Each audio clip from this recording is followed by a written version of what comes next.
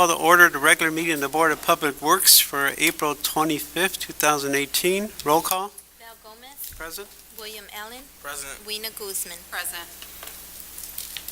Okay, we'll move on to minutes. We have the minutes of the regular meeting on March 28, 2018. Entertain a motion to approve the minutes as written. So move. Second. Roll call. Val Gomez. Yes. William Allen. Yes. Weena Guzman. Yes. Okay, next, we have no correspondence. We'll move on to new business. First item on our agenda is Resolution 2018-17, Specialized Labor Project. City of East Chicago Board of Public Works, resolution of the East Chicago Board of Public Works regarding a specialized construction contract for the construction of a treated water storage tank for the City of East Chicago water filtration plant. Okay, do we have someone to speak on this, please?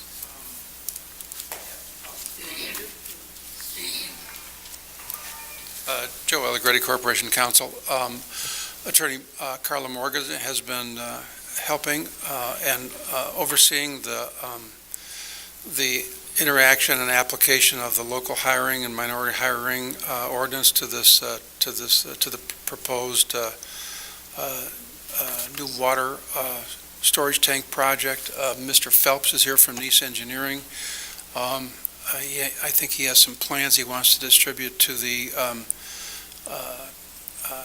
Board of Works. Also, Attorney Morgan wants to give you some background and insight as to why this matter is now before the Board of Works and what the process is and procedure is that's specified in the ordinance. If you don't mind, please. Good afternoon. Good to see you all. I'm Carla Morgan, attorney for the city. The local hiring and minority hiring ordinance has a few caveats where the percentages don't always apply to every project. In particular, when something is a specialized construction project, there's a provision in our law, specifically it's from Ordinance 11-0006 that was passed in 2011, that provides that if a project is a specialized construction project, meaning that the folks who work on it have to have special skills in order to complete the project, that some or all of that project can be exempted, the specialized labor portion can be exempted from the local hiring, minority and women hiring provisions of our local ordinance. And that ordinance sets out a specific procedure whereby if it's a public work, whichever board that is letting the work has to come to the Board of Works and ask the board to pass a resolution and petition the Common Council for permission to exempt the portion of the project that's specialized labor from the local hiring ordinance.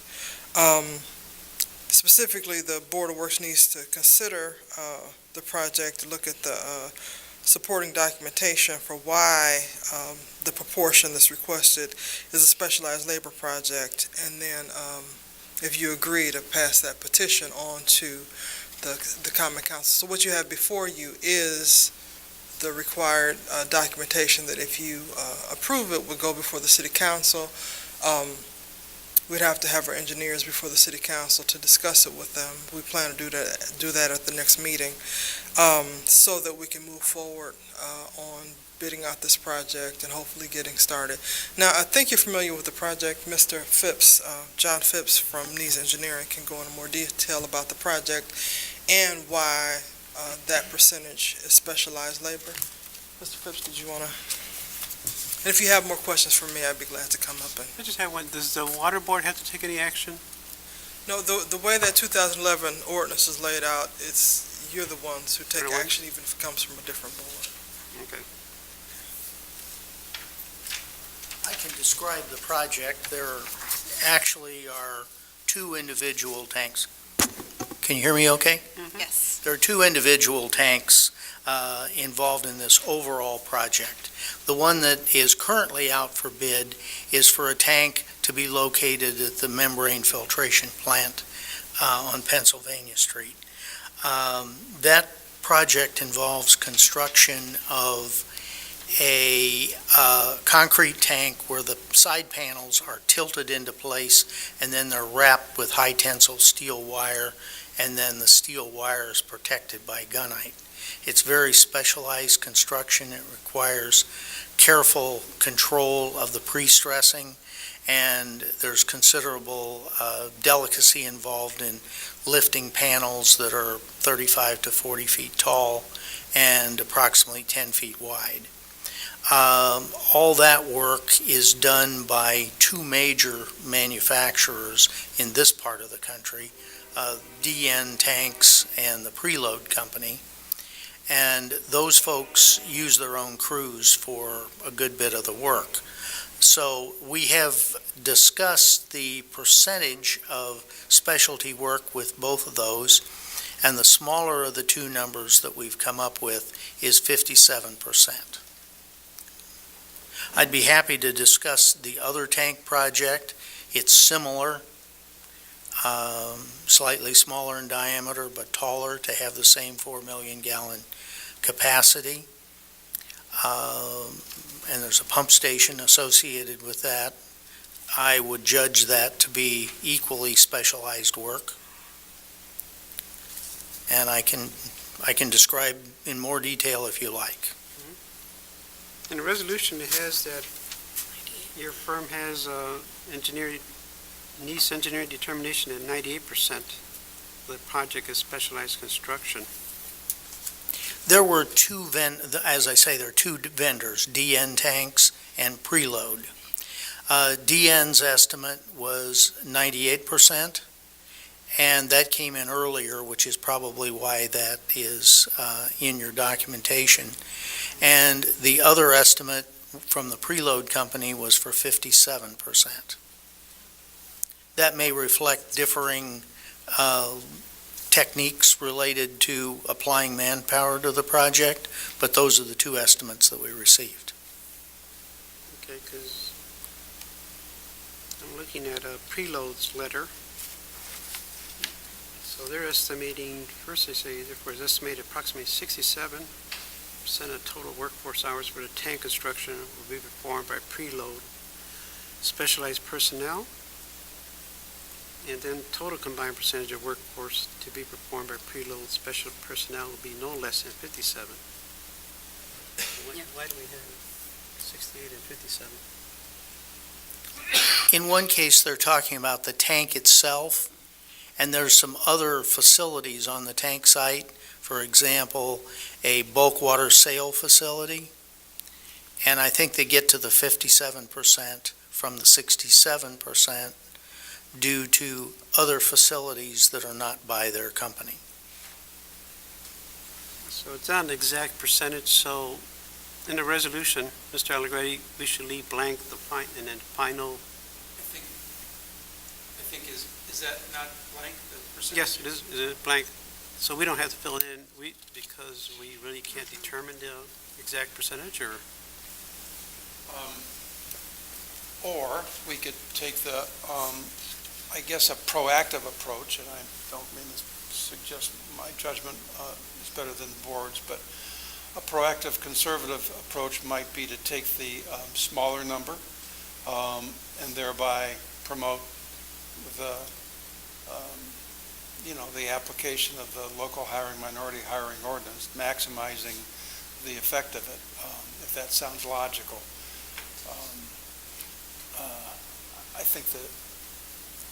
I thought the 98 was a little peculiar, not that I would know, but it just seemed like a large number. And there's portions of the project other than just the tank. There's other related activities and expenses, and maybe Mr. Phipps could clarify that, but just my thought. Because I'm concerned, once we approve it here, it goes to the council. Then when it goes to the council, who's going to speak on it there? I think it would be the Department of Water Works that would have to carry and I think there's a burden to be carried to get the get a portion of the project exempted from the ordinance. And I think that it's logical to assume that the council can then, doesn't have to take the recommendation of the Board of Works, but rather can make its own assessment of what the appropriate percentage would be after maybe doing some more investigating and maybe having some kind of a committee hearing. So I think this is kind of advisory, and the ultimate decision is going to be done by the Common Council. Did you have further questions for me?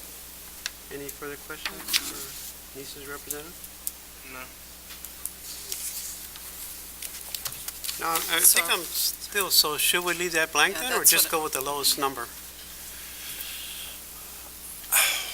My 2 cents is we put in the 50, is it 57? 57%. Put in the 57.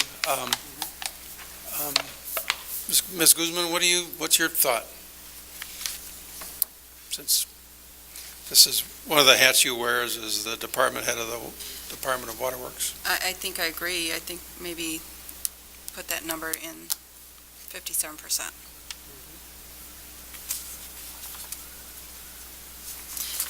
So, 95%.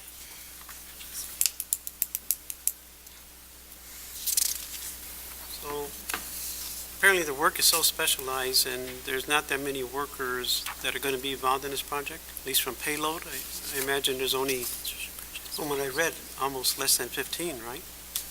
That's correct. Yeah, none of these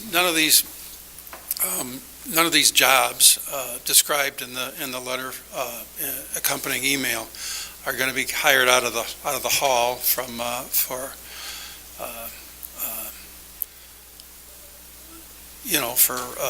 building trades. These are all specialized people that aren't members, perhaps, I don't know what their union affiliation is, but they work for the company, and this is all they do. So they're not electricians or pipe fitters or iron workers. These are specialized people that do this, travel around the country and build these tanks, which is why the contractor is seeking the exemption.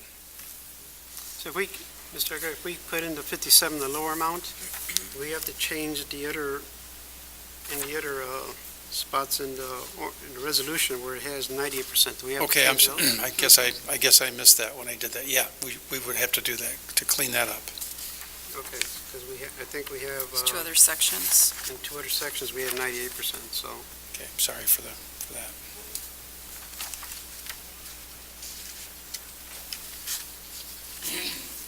I think Attorney Morgan can clean that, get us a clean copy before the end of the day.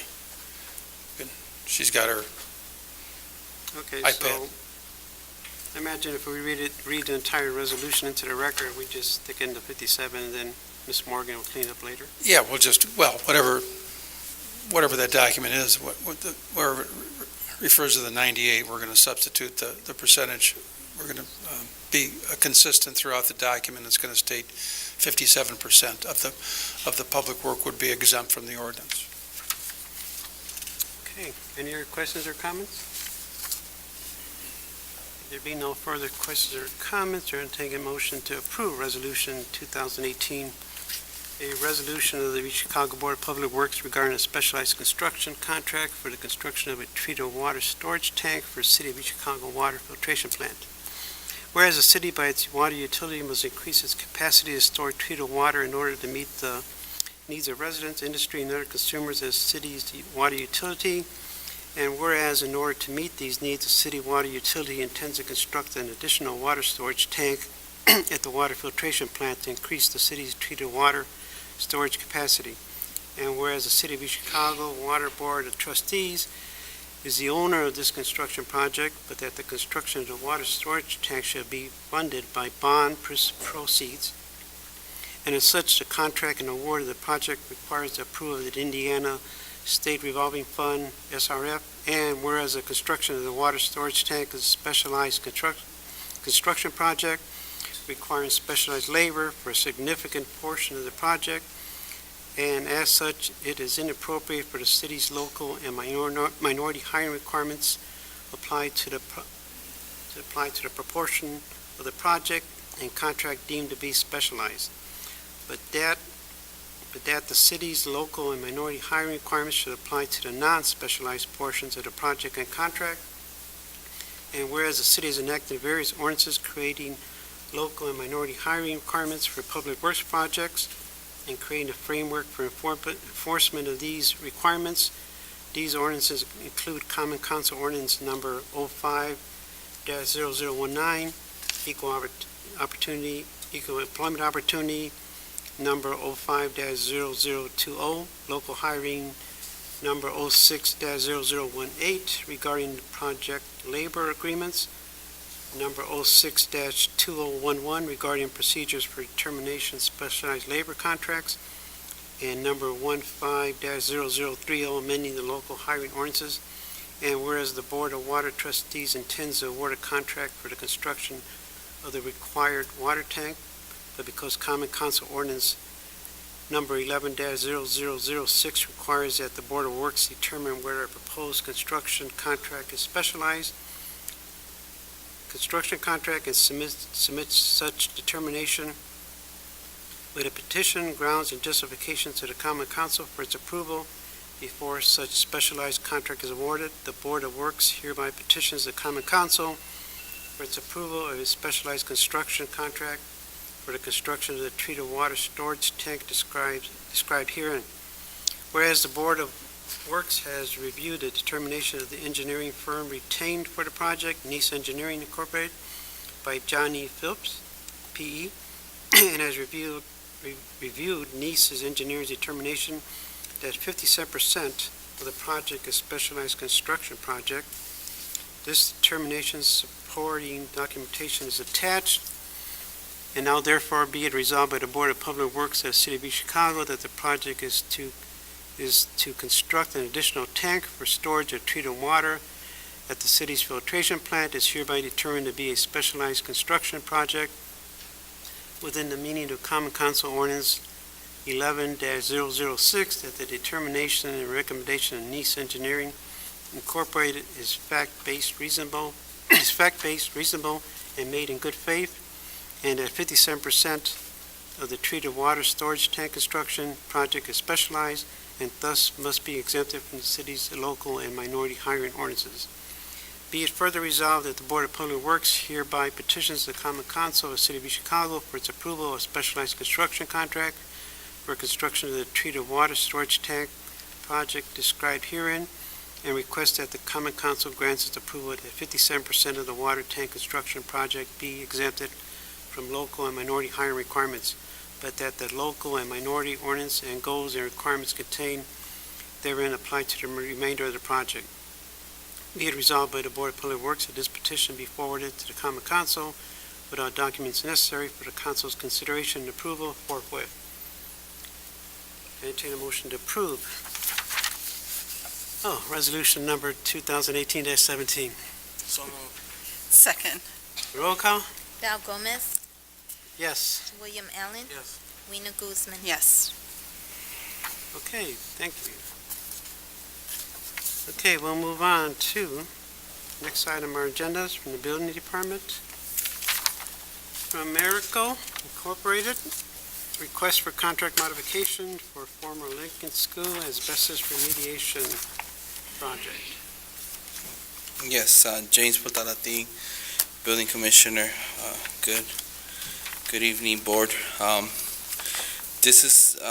requesting that the Board of Works approves the contract modification from Americo Incorporated for 7 additional days of project management at Lincoln School at the rate of $489 per day, the total of it being $3,423. This was because of the freezing temperatures, pipes busted, water, no heat, so it is something that was out of their control. So I think this is reasonable in what they're requesting. Just to advise you though, there is a change in the account description that I sent to you. It's actually going to be, the account will be 647-018-439-098, and the available funds in that account was $21,766.57. So there is enough funds to cover this. Okay, so in addition to the money, the additional money, they're asking for 7 more days too. This already was done. This Oh, was it's a already done? this was a contract modification that because we did not stop the project, it just continued on. But Okay, after the fact, they're giving us They billed. the bill, advising us that they did have to be manage the project for 7 additional days. We have that stipulation for the change orders, anything under 10 grand in the field, project managers or Mhm. department heads can make that judgment call and bring that documentation to the next board meeting just for the Okay. record. okay, So that so, falls within the guideline. Thank you. okay, any other questions or comments? None. None. There be no further questions or comments, we entertain a motion to approve the request for contract modification for Americal Incorporated in the amount of $3,423. So moved. Second. Roll call? Val Gomez. Yes? William Allen. Yes. Rena Guzman. Yes. Thank you. Okay, next we have from DDS Security. This is for the Marina. I believe this is their schedule fee? Rate. Rate fee? Yes. And I'll speak on this. This is for special events. This is the rate sheet for DDS security fees and description of services. The rate of $15 for uniformed security officers, and this is at the Chicago Marina, and $35 per hour $35.50 per hour for East Chicago Police Department officers. And this only applies for special events. And also it provides for the holiday rates billed at a rate of time and a half. And this is just at the Marina location? Yes. Any other questions or comments? None. There be no further questions or comments, I entertain a motion to approve DDS Security LLC's rates, 2018 schedule rates for the Marina. Second. Roll call? Val Gomez. Yes? William Allen. Yes. Rena Guzman. Yes. Okay, next we have from Ronnie Graham, a contract agreement with the Marina for a Fusic Fest in the amount of $1,500. Perform live at Fusic Fest Saturday, August 3rd, 2018. You guys speak on I can. This is to perform live music at the Fusic Festival, scheduled for Saturday, August 3rd. The amount is $1,500, and again, it's for Ronnie G. And I'm just requesting approval. Okay, I'm looking at the tiny little lettering here. Mr. Algredi, did you review these contracts by any chance? Yes, I have. Okay. I reviewed Natalie Adams provided me with those, and I approved those. Okay. Any other questions or comments? None.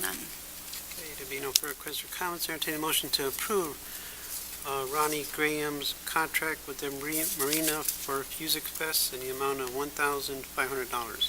So moved. Second. Roll call?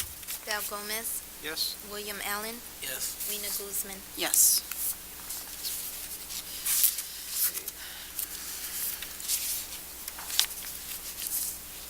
Now, do we have, next on the agenda, we have several other contracts. Did we receive these contracts? No, we did not. No, is there anybody here that speak on these other contracts? Okay. Then for the record, the following contracts were on our agenda. One was for Carl Weathersby, one for Zappa Band, one for Freestyle Artists, one for Tito Neves, we had them on our agenda, but because we do not have the contracts or anyone to speak on them, we will table them. Yes. And hopefully they'll be on next meeting. Okay, next we'll move on to Custom Craft Lawn Care and Landscaping. This is from the Park Department. Good evening. evening. Myra, Director Parks and Recreation. I am asking for your approval to use Custom Craft to take care of watering, installing, and removing 175 hanging baskets throughout the city. And this is for $26,600. Correct. And this will be for 3 months or 90 days. Correct. Any questions or comments? None. There being no further questions or comments, or entertain a motion to approve. Custom Craft Lawn Care and Landscaping proposal for watering of our hanging plants in the amount of $26,600. Second. Roll call? Val Gomez, Yes? William Allen, Yes. Rena Guzman. Yes. Next, we have purchase for community centers, sites 1 and 2, also from the Park Department. Correct. Yes, I have a list of different items that are needed for both site and 2, and I broke it down in categories. The first one is for artwork that will be used in both centers. The exercise equipment only for Site 2. Previously, you approved the one for Site 1.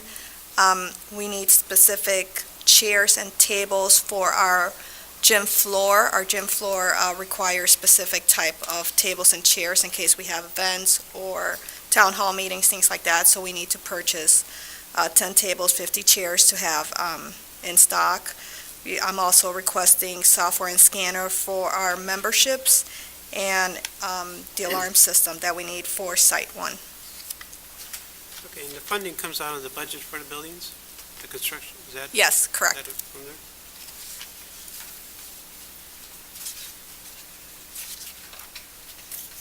Any questions or comments? None. Okay,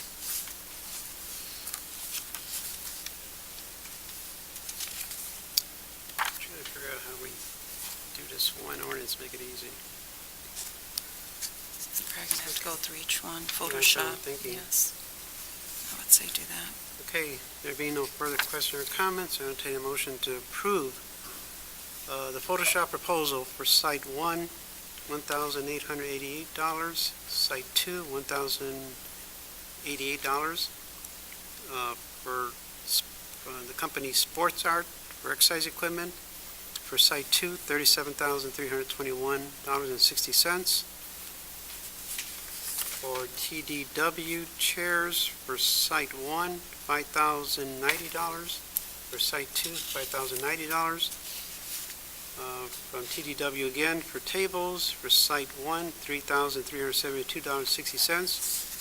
Site 2, $3,372.60. From End Focus, software and scanner, $6,397 for Site 1, $6,397 for Site 2. For alert alarm system installation, Site 1, $1,695. For a total for Site 1 of $17,642.60. For Site 2, a total of $53,269.20. Can I get a motion to approve? So moved. I just had a comment. Can I forgot to mention this. For the alert alarm, Yes. now there's a monthly monitoring fee of $34, so that should be included in there. Okay, so Here, for the record, right alert alarm for the installation will be $1,695, and their monthly rate Of of $34. $34 per month, billed Right. quarterly. We only need for installation and labor, the monthly monitor bill and the contract, that will come separately. That's not going Oh, to that's come gonna out come of separately? Yeah, that'd be more on. those funds. Right, that's going to come out That's of, going to come out of the of regular Public Works. budget, probably. correct. So- Okay, So that will be separate. Okay. So it's, sorry. Thank you. okay, your second? Second. Roll call? Val Gomez, Yes? William Allen, Yes. Rena Guzman. Yes. Okay, next we come to compliance reports. We have Compliance report for neighborhood water service line replacement for 149th Street reconstruction, for Grand Boulevard resurfacing and sidewalk project, Community Center Site 1, and Euclid and resurfacing and patching. Yes. Esperanza Ceja Ramirez, EEOC Compliance Administrator. For the first one, neighborhood water service, the original contract is for $1,280,530. We only have one change order, which is $2,960, which of the adjusted contract amount would be $1,283,490. Residential damages is $12,834.90, and the minority is $8,195.39, which is an overall damage of $21,030.29. Okay. And for the record, this is a HESI construction, right? Yes. Okay. Next one. Next one is 149th Street reconstruction. That is the work that's being done from White Oak Avenue to Railroad Avenue. The original contract amount is for $4,874,540. We have two change orders in the amount of $2,993.50, which gives us an adjusted contract amount of $4,877,533.50. The report is from January to February 2018. Residential damages is $160,958.61. Minority female damages is $31,197.06, which gives us an overall potential damages of $192,155.66. And this is HASI construction as well.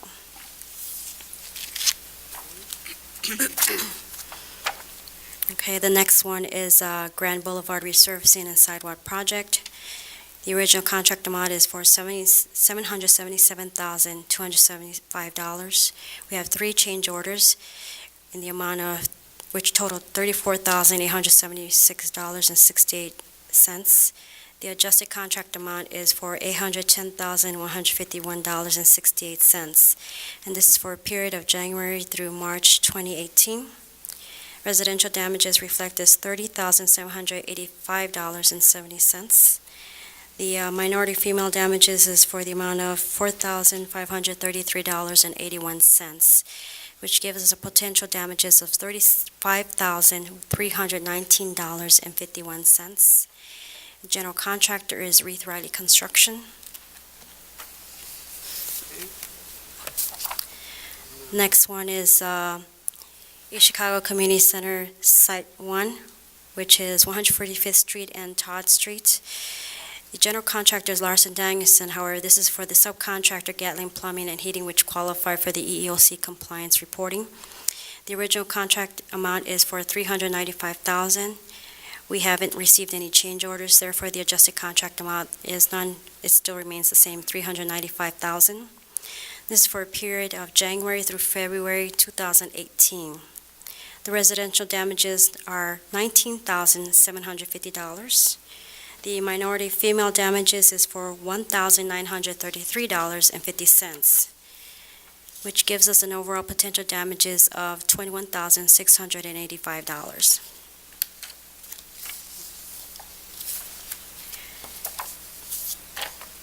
Yes. The next project is Euclid resurfacing and patching, which is the work being done between East Chicago Avenue to Michigan Avenue. The general contractor here is Walsh and Kelly. The original contract amount is for $1,920,340.51. We have three change orders, which amount to $2,687.47. Therefore, the adjusted contract amount is now $1,923,027.98. The report reflects October through December 2017. Residential damages accumulate to $80,654.28. Minority female damages is $14,372, which gives us potential damages of $94,955. And that is all. Any questions or comments on the compliance report? No. Okay, And thank this is just for informational services too. Thank Okay, you. thank you.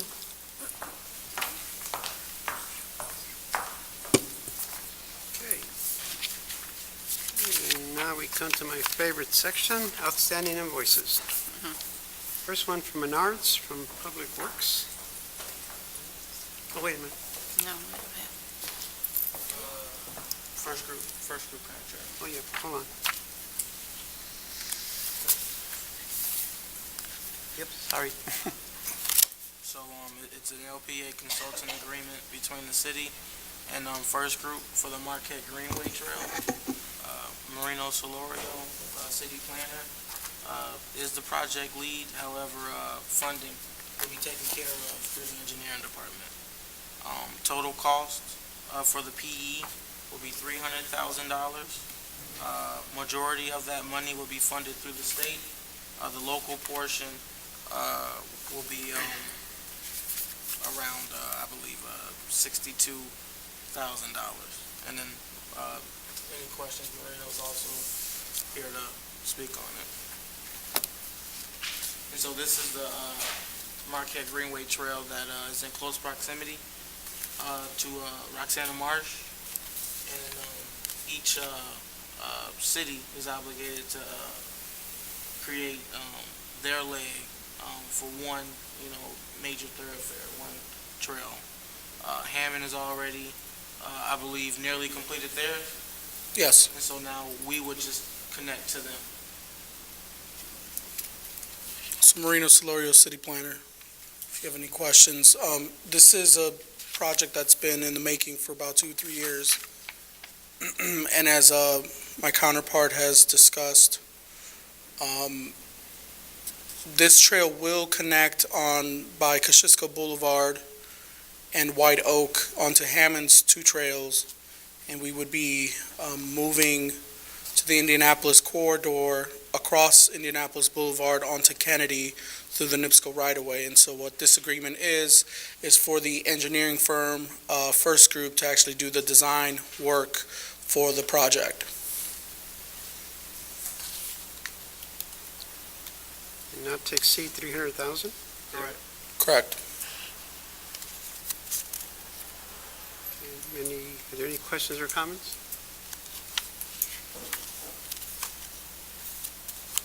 No?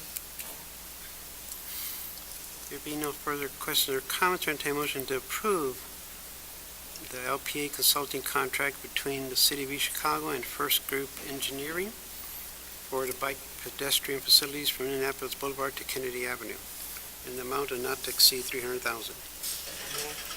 Second. Roll call? Val Gomez, Yes. William Allen. Yes. Weena Guzman. Thank you.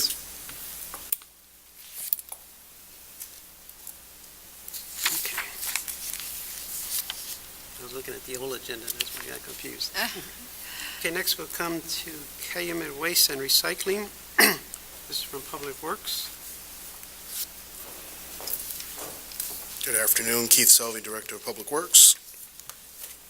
How are you guys doing? Great, thank you, Keith. The first one you have before you is Calumet Waste and Recycling. They have been tasked, they were tasked to actually do some work out at Kenny Lofton's Fields. The scope of work was to replace the dugouts, paint, new benches, some fence repair, as well as repair some roofing on top of the actual dugouts themselves. Our recommendation is for Calumet Waste for $16,580. So this is in two categories, dugouts and fencing then? Correct. Any questions or comments? None. There being no further questions or comments, I entertain a motion to approve proposal from Calumet Waste and Recycling for Kosciuszko Park South Baseball Field repairs in the amount of $16,580.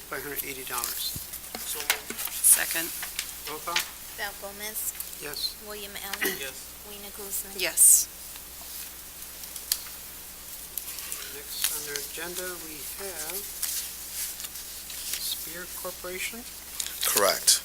Our recommendation is for Spear to replace the grades that are in the two pools we have at Kosciuszko and Washington Park.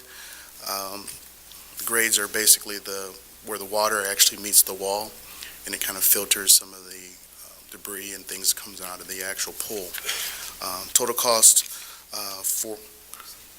Total cost on this particular project is $52,505. Any questions or comments?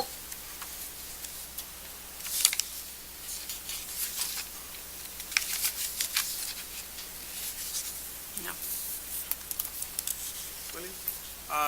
You know what? I apologize. I apologize real quick here. We have two proposals here.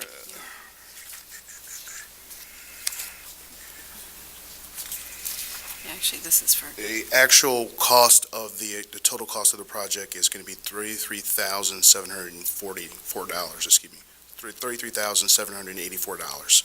And so that's for Vitamos. That is Vitamos. I apologize. This is an error. So we're going to go with Vitamos versus actual Spears. So is Vitamos doing Washington and Koski That is correct. for 33 $33,784 versus the 52 from Spear Company. versus the 52K from Spear, right? That is correct. Okay. I apologize. So you're going with Vitamos? Correct.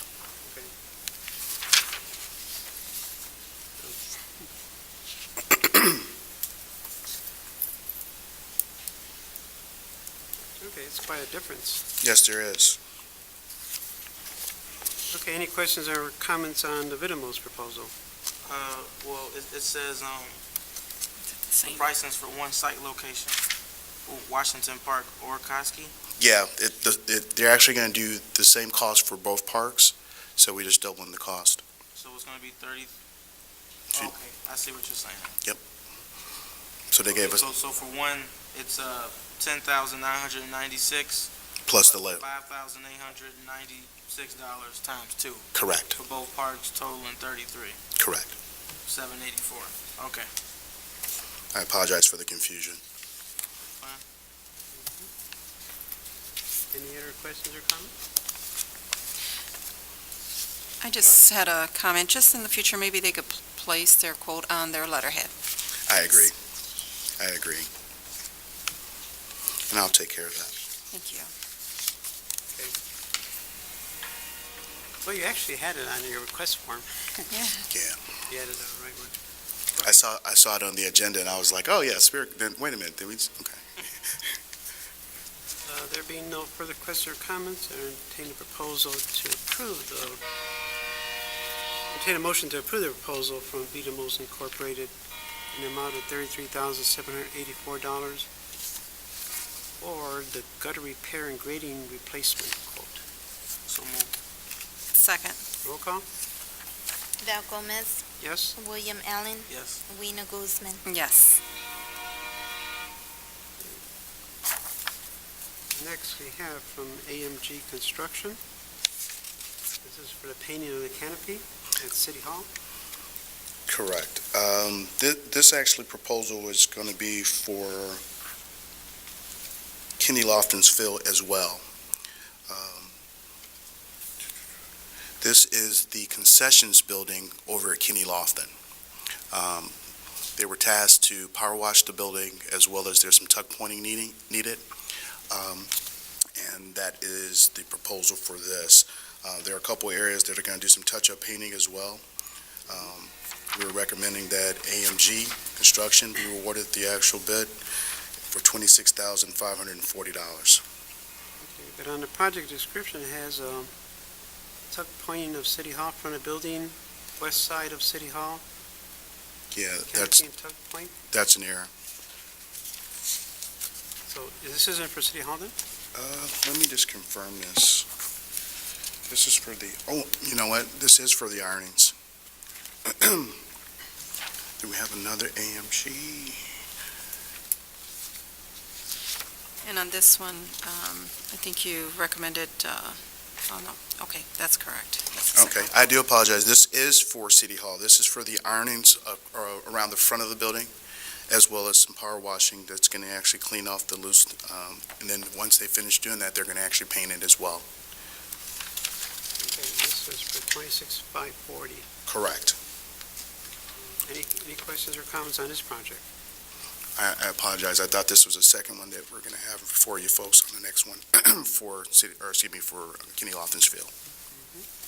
So you're recommending AMG? Correct.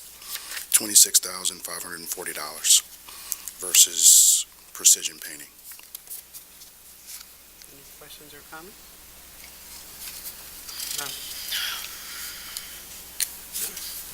There being no further questions or comments, entertain a motion to approve the proposal from AMG Construction for the City Hall painting of canopy project, amount of $26,540. So move. Second. Roll call? Val Gomez, Yes? William Allen, Yes. Rena Guzman. Yes. Okay, next we have Cummings Landscaping. Yes, this is a proposal to repair the landscaping that runs along 144th within Kenny Lofton's Field. I believe they included some pictures of the new proposal in terms of the planting, as well as we're going to put new sod, as well as there's going to be kind of like a dividing strip between the actual road and the actual grass. Cummings is our preferred vendor for our landscaping throughout the city. Total cost of the project is $29,595. Okay, any questions or comments? None. No. There being no further questions or comments, entertain a motion to approve the proposal from Cummings Landscaping Incorporated for the landscaping at Block Stadium and Low League Field areas in the amount of $29,595. So move. Second. Roll call? Val Gomez, Yes? William Allen, Yes. Rena Guzman. Yes. Okay. Now we come to outstanding invoices. First one is from Menards from Public Works. Correct. We have invoice 97610 dated 1/12/2018 for $38.47. Invoice 90169 dated 10/24/2018 for $11.98 for a total of $50.45. Correct. The materials were purchased for that particular price, and we received the invoices late, so I asked permission to pay these. Okay, and you did receive the products? Correct. Any questions or comments? No. Okay, then entertain a motion to approve Menards' late invoice for an amount of $50.45. So move. Second. Roll call? Val Gomez, Yes? William Allen, Yes. Rena Guzman. Yes. Okay, next we have from ISM Security Management, we have 4 invoices. Invoice 230264 dated 12/08/17 for $3,796.80. Invoice 231191 dated 01/05/18, amount of $3,096.80. Invoice 232072 dated 1/19/18, amount of $3,796.80. And invoice 232478 dated 02/02/18, amount of $3,096.80 for a total of $15,187.20. Correct. At the beginning of the year, we reviewed ISM actually servicing our facility out at Public Works. That's why we held off on paying these particular invoices. There was some question about renewing their contract. We're currently on a month-to-month contract with them, as you well know, Val. So I asked that we are able to pay these invoices. Any questions or comments? None. Being no further questions or comments, entertain a motion to approve ISM Security late invoices in the amount of $15,187.20. So move. Second. Roll call? Val Gomez, Yes? William Allen, Yes. Rena Guzman. Yes. Okay, next, late invoice from North Harbor Equipment, invoice 7260 dated 12/19/18, Yes, this is a total, amount of $472.97 for $472.97.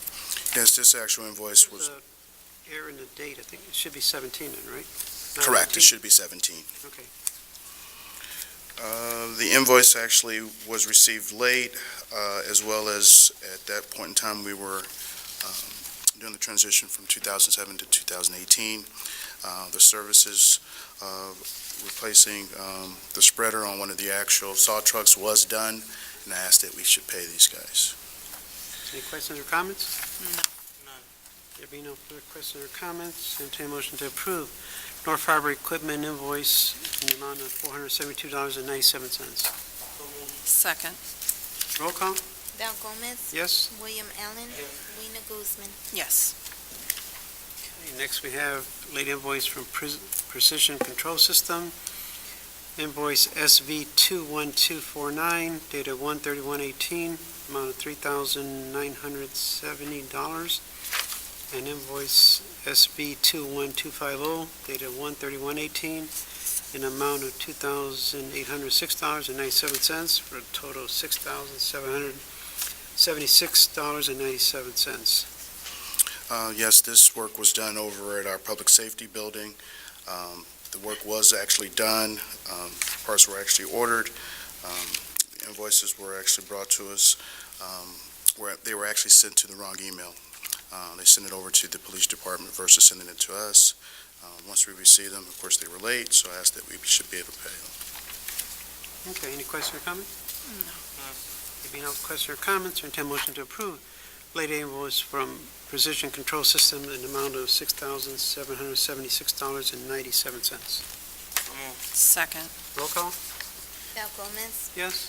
William Allen. Yes. Rena Guzman. Yes.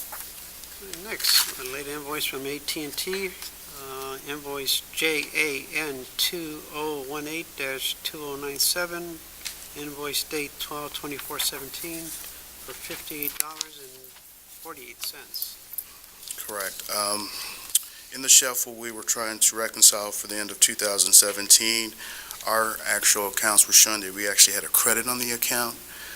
Once it all shook out, we did not. So that I asked that we go ahead and pay these folks. It's $58.48. Any questions or comments? No. Okay, there be no further questions or comments, entertain a motion to approve the late invoice for AT&T in the amount of $58.48. Second. Okay, next we have late invoice from DLZ, from engineering, amount of $41,423.90. This is invoice 78560 dated 10/30/17, the amount of $41,423.90. This is for CE work for the Aldous Roundabout project near the marina in ArcelorMittal. DLZ assisted with oversight and project management. This invoice was sent, was dated 10/30/17.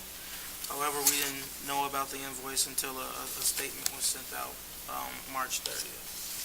But services have been rendered, and the project is still ongoing. Okay, any questions or comments? No. There be no further questions or comments, entertain a motion to approve the invoice from DLZ in the amount of $41,423.90. So moved. Second. Roll call? Val Gomez. Yes? William Allen. Yes. Rena Guzman. Yes. Okay, and then we have late invoice from Traffic Control Specialist, invoice R12025, dated 12/31/17, amount of $1,800. This is from Engineering Department? Yeah, this is actually being paid through the marina or special events. Engineering made the call. This was for additional signage for events that was going on at the lakefront. So this invoice should have gone to the marina, but instead it came to us, and then we're here now. But obviously the services were completed. Okay, any questions or comments? No. There being no further questions or comments, I entertain a motion to approve the late invoice for Traffic Control Specialist in the amount of $1,800. So moved. Second. Roll call? Val Gomez, Yes? William Allen, Yes. Rena Guzman. Yes. Next we have from Idea Factory for Multimedia and Lithographic Communications for Multimedia. Our Director of Multimedia is out of town. I'm going to speak on the subject. He called me and he gave me the information. Both of these items are related to the city's newsletter. The first one from Idea Factory, they were responsible for formulating the newsletter, establishing the masthead, overall newsletter, actually producing the entire thing. Lithographic, the communication company, they're the ones for actually producing it, bundling it, and also making sure it's going to be mailed out.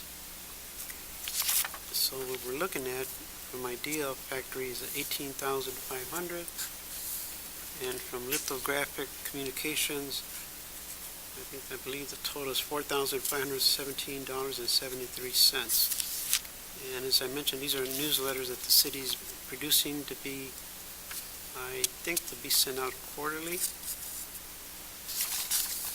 It's every other month. every other month. Yes. Okay.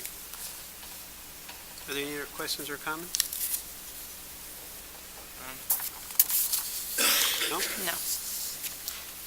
Okay, no further questions or comments. Entertain a motion to approve the proposal from Idea Factory for Multimedia in amount of $18,500, and from Lithographic Communications an amount of $4,517.73 for our city newsletters. So move.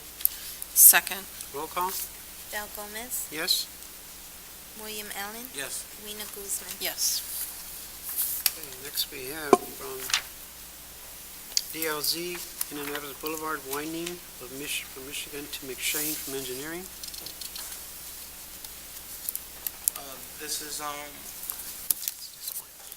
agreement between the city and DLZ for design services for Indianapolis Boulevard.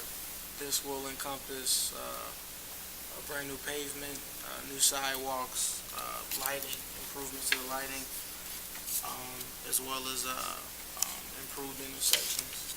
There's also going to be some underground work, but I think that's mostly going to be done or paid for through the city. That won't be eligible for state dollars, but this is a project that's going to be going on a state road. The money for this is going to be relinquishment money that the city received back when we took over ownership of Dickey Road. And so a portion of that money went towards Aldous, and the remaining is going towards Indianapolis Boulevard. And then also in the audience, we have Mr. Mike Jabo, who is the rep for DLZ, if you have any questions. Okay, and the project is not to exceed $635,920. And from my understanding, we have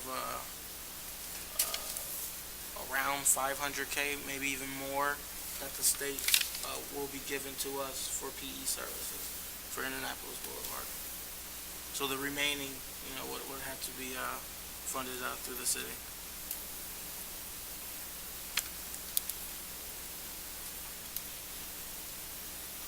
Okay. This is for design services, right? Correct. Any other questions or comments? No. So work potentially would start in 2019. And then, any other questions? Okay. There being no further questions or comments, or entertain a motion to approve the LPA consulting contract between the City of East Chicago and DLZ Indiana for engineering, design, or design services? This is for the Indianapolis Boulevard project? Correct. Okay. Can I have a motion? So moved. Second. Roll call? Val Gomez. Yes? William Allen. Yes. Rena Guzman. Yes.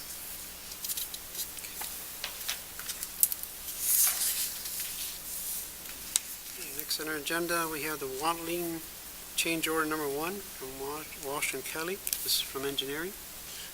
This is to change the asphalt composition for Watling.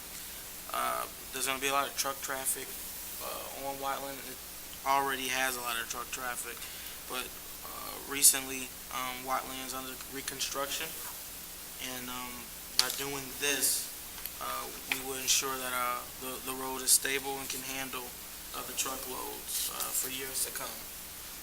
With the original specifications, it was meant to handle lesser loads, smaller vehicles in size. So this change order is an increase of $134,925.50 to basically essentially beef up the road. Okay, any questions or comments on change order number 1 on the Watling Street project? None. Being no further questions or comments, entertain a motion to approve from First Group Engineering, the Watling Street change order number 1, pavement design, change to truck route in the amount of $134,925.50. So moved. Second. Roll call? Val Gomez. Yes? William Allen. Yes. Rena Guzman. Yes. Okay, next we come to 149th Street from White Oak to Railroad. Change orders number 3 and 4 from Hassey Construction. Okay, some experiences that the city as well as the contractor is going through on 149th is the inability to completely shut down the water. Change order number 3 is to establish a line stop so that the city is able to shut down the main in case of emergencies. This net increase is $9,995. The general contractor is Hassey Construction, with oversight being done by First Group.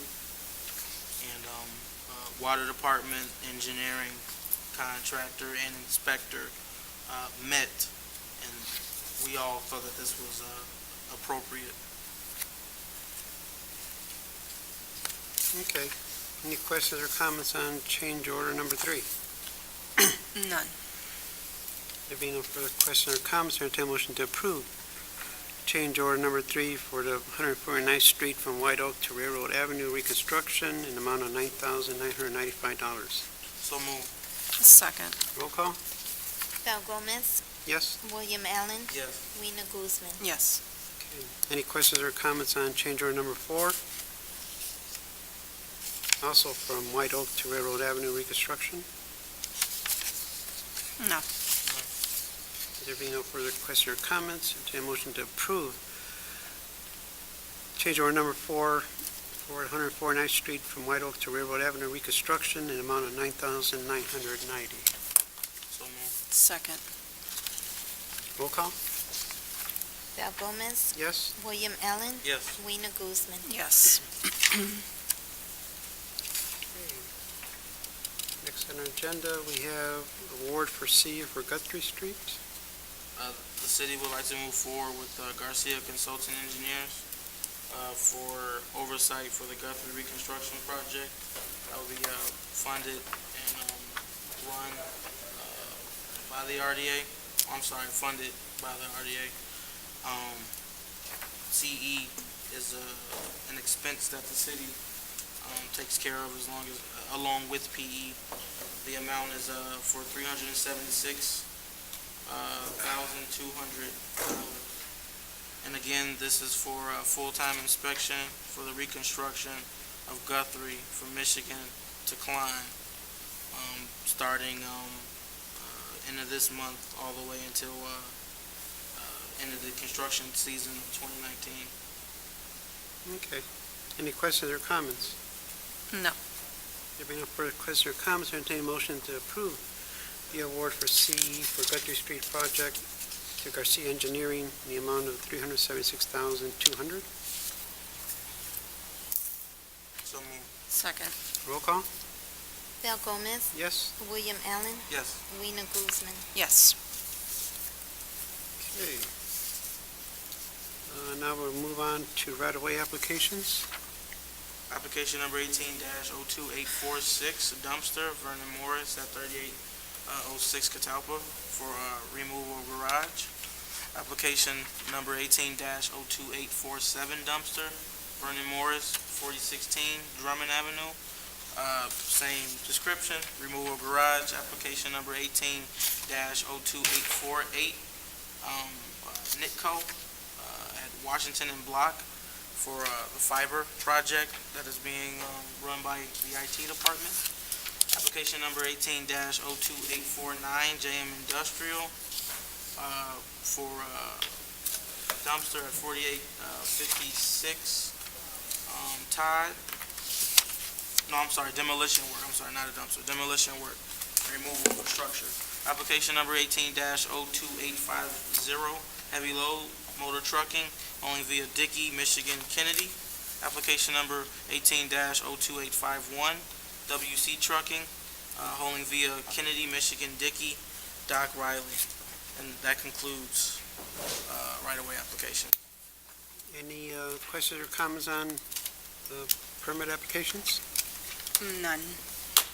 There being no further questions or comments, entertain a motion to approve permanent Public Works, Board of Public Works permit applications 18-02846 through 18-02851.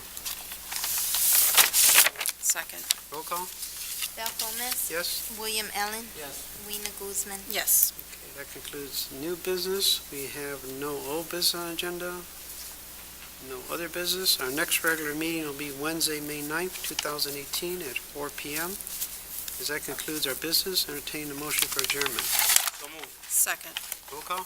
Val Gomez, Yes? William Allen, Yes. Rena Guzman. Yes. It's a lot. It's a lot today. These, can I get these over to, his niece? For the You want to get them? Yeah, so I can give it to niece so he can present it before the tech review. Yes, give it to her. So I guess we can sign it and then we can send it to him first thing tomorrow morning. Huh?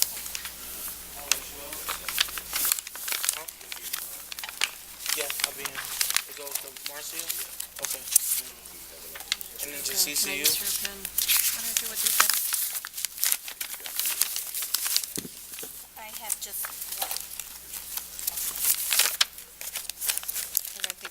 Did I leave my pen up there? Yes. Okay, I'll give it back to you.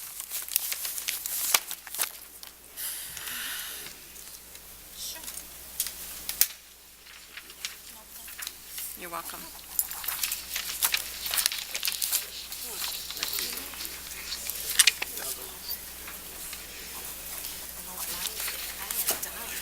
It's hot in here. It's not even summer. I'm done.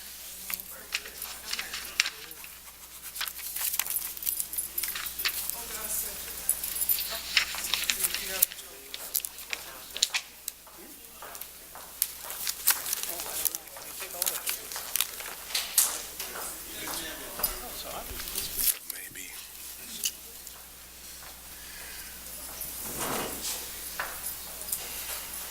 It is warm. Okay. You zip right through? Okay. Okay. You ready? Okay. Okay, I would like to call to order the regular meeting of the Board of Public Safety. We will follow the agenda we have in front of us, starting with the roll call. Milton Reed, Here. Richard Tremzinski. Here. Thomas Davis. Okay, we will have the approval of the regular meeting minutes, March 25th, 2018. Is there a point of order? We don't have a second, to our attorneys, I guess. Do I second? If I call for the motion and I have a second, we won't get a second, and we only have two members. Yeah, okay. All right. Call for a motion for approval of the meeting minutes, March 25th, 2018. I second the motion. Any questions? None. Any questions? There are no questions. We'll take a vote. All in favor? Aye. Opposed? Motion carries. There is no correspondence in front of us. We have a motion to approve Resolution 2018-04, 4843 Alcott Avenue, release of lien. Is there a motion? Make the motion. I will second the motion. Are there any questions? I have none. Any questions? No questions. We will take a vote. All in favor? Aye. Aye. Opposed? Motion carries. Now we will turn this over to the building department, and our building commissioner has stepped outside, but I will say welcome to everyone. I know we have quite a few people that will probably like to make comments, and we just ask everyone to be respectful of each other and one another, and we'll try to be fair and judicious to everyone in this process, and we're going to already ask for your patience in letting us get through the items that are on our agenda. So with that being said, our building department,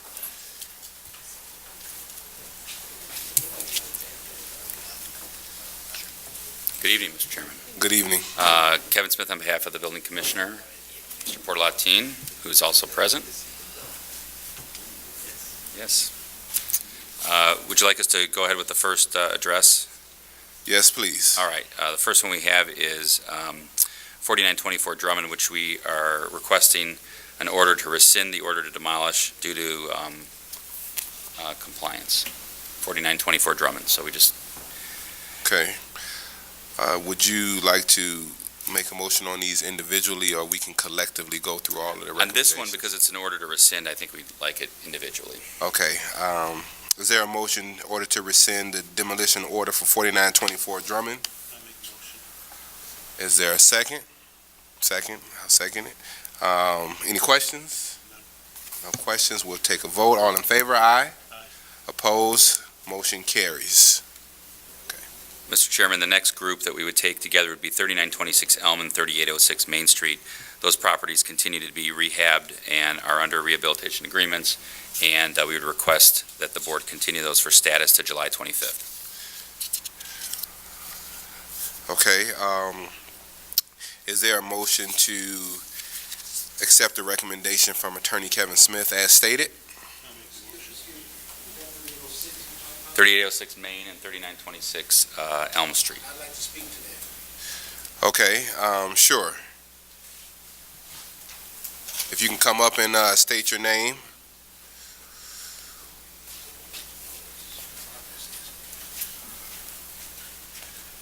I just want to let the board know that I've finished everything that we agreed to. Okay, the continuous has to do with, he saw some cracks in the wall, which was not on the list. Okay. Okay, so I just want the board to know that everything that I agreed to and the city agreed to is complete. Okay. He walked into the hallway, and they're not, and my problem is these are like hairline cracks. Okay, I have 14 units to deal with. I have to prioritize. I can't rush. I got some furnaces that went out. I got some apartments that I need to rent out, et cetera, et cetera. And because he saw some cracks, I can't rush and do some cracks. I can't tell you when I'll get to these cracks. Okay. They're just cracks. They're not open cracks. They're hairline cracks in the wall. And I finished everything. When it comes to the contract that I signed with you, that's complete. And he acknowledged that. Okay. James, would you like to speak to that? Sure. Yes, I've spoken to Mr. Cunningham, and we did a walkthrough. The last time that I was a walkthrough, I mentioned to you that we needed that hallway to be clear and for the repairs to be done in the hallway, and you acknowledged that at that time. it's still something that needs to be addressed. I It understand needs to be repaired. However, the tuck pointing for the exterior has not been completed, and that is under a rehab agreement. The sides would have to be done. We know the weather is an issue, but that needs to be done and completed. I have advised Mr. Cunningham in regards to the facade program that's available to him.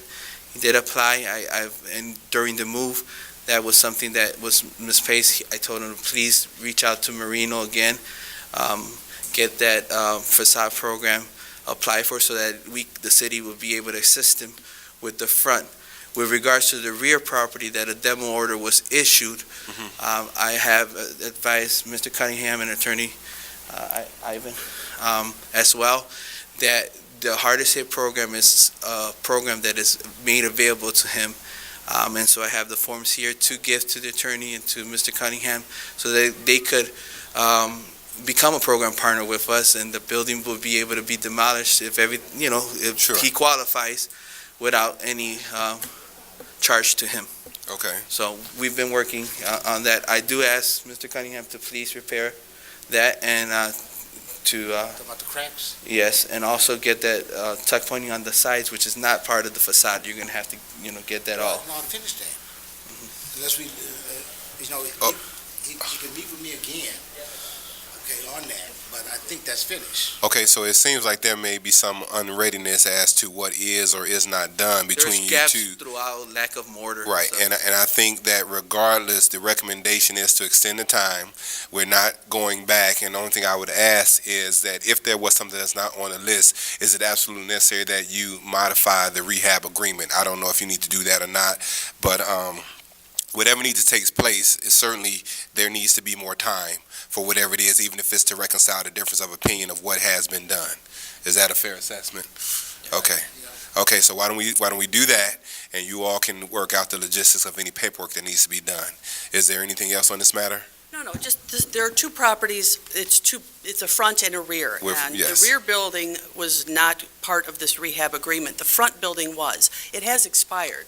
So obviously, if there is additional work, there will have to be a new rehab agreement for the front property regardless. Okay, and then you all will be working on that? Correct. All right, thank you. Okay, all right, and I don't want to skip over, is anything else on this particular property? Okay, thank you for coming out. You can take your seat if you would like. And then, was anybody to speak to 3926 Elm? No one? 3926 Elm?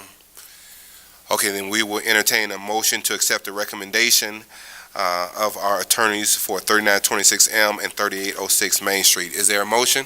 I make a motion. Okay, I will second the motion. Are there any questions on the motion? No questions. All right, we'll take a vote. All in favor, sign of aye. Opposed? Okay, that motion carries.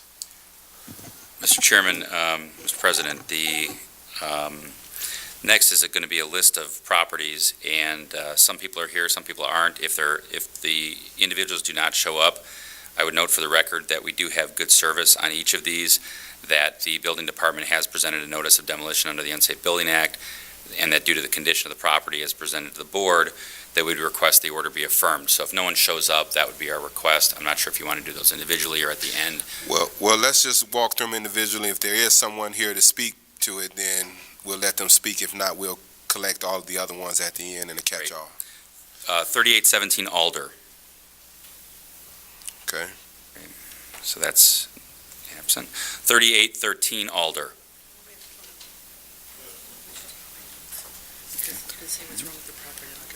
Great. 3813 Alder, just to present the city's position, the building commissioner's position. The owner is listed as a Mr. or Ms. Davis Park. The photos that the board has been presented with show a multifamily boarded-up brick structure, and the owner is present here. It would be the building commissioner's position that the order be entered as presented. Okay. And this order will be the order to demolish, correct? Correct. Be affirming the order of the enforcement authority, which is the building commissioner. That's correct. Right, okay.